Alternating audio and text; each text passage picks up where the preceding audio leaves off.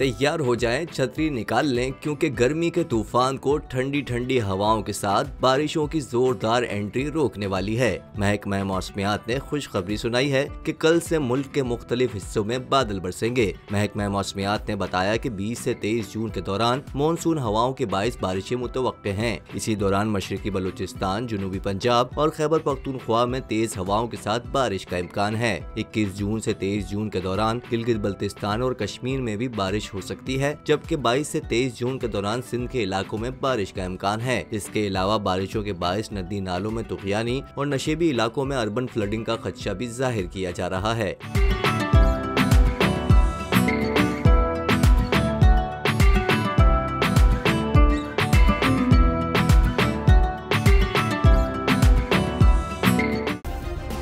Subscribe करें और bell दबाएं ताकि कोई खबर रह न जाए।